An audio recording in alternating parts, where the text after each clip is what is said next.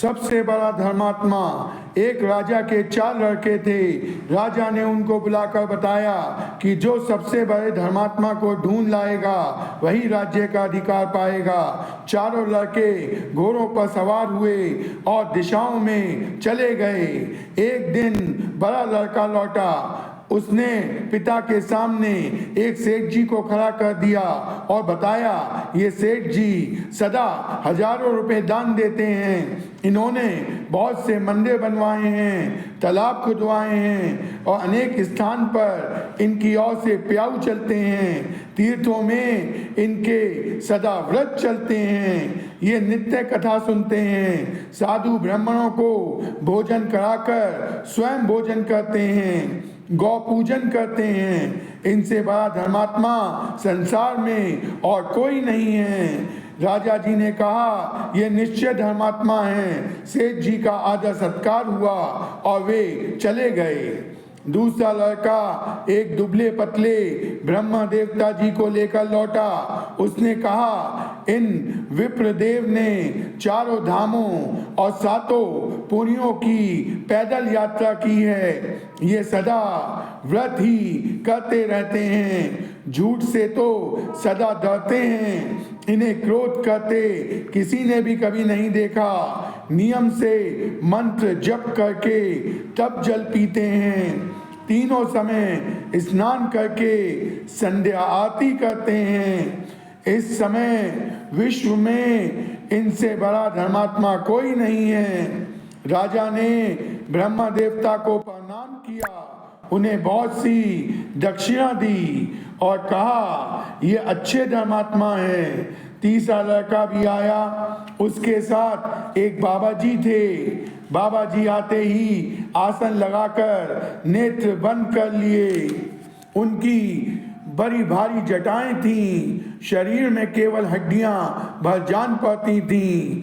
उस लड़के ने बताया कि महाराज बहुत प्रार्थना करने पर ही पधारे हैं। बहुत बड़े तपस्वी हैं। 7 दिनों में केवल एक बार दूध पीते हैं। गर्मी में ये तपती गर्मी में तपस्या करते हैं और सर्दी में जल में खड़े होकर तपस्या करते हैं। सदा भगवान का ध्यान करते हैं। इनके समान धर्मात्मा की बात सोचना भी कठिन है। राजा ने महात्मा को दंडवत प्रणाम किया। महात्मा आशीर्वाद देकर बिना कुछ कहे चलते बने। राजा ने कहा, अवश्य ये बड़े धर्मात्मा हैं। सबसे अंत में छोटा लड़का आया।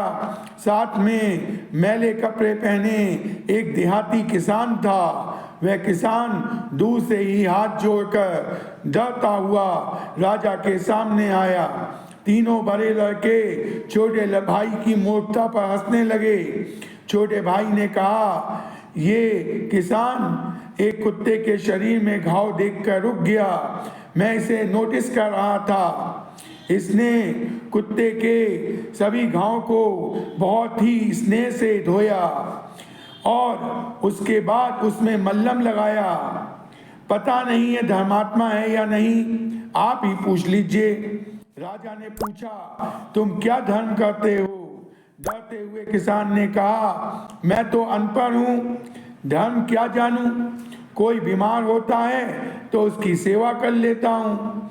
कोई मांगता है तो मुट्ठी भर अन्न दे देता हूँ। इससे ज्यादा मैं क्या दे सकता हूँ? राजा ने कहा, वास्तव में सबसे बड़ा धर्मात्मा तुम ही हो। सब लड़के इधर उधर देखने लगे तो राजा ने कहा, दान पुण्य करना, देवताओं की और गौ की पूजा करना केवल धर्म है। झूठ ना बोलना, क्रोध ना करना, तीर्थ यात्रा करना, संध्या आरती करना, पूजा करना भी धर्म है। तपस्या करना तो धर्म है ही, किंतु सबसे बड़ा धर्म है बिना किसी चाह के असहाय प्राणियों की सेवा करना, बिना किसी स्वार्थ के भूखे को अन्न देना, रोगियों की सेवा करना, कष्ट में पड़े हुए मनुष्यों की सहायता करना। यही सबसे बड़ा धर्म है। जो दूसरे प्राणियों की भलाई करता है उसकी भलाई अपने आप होती है।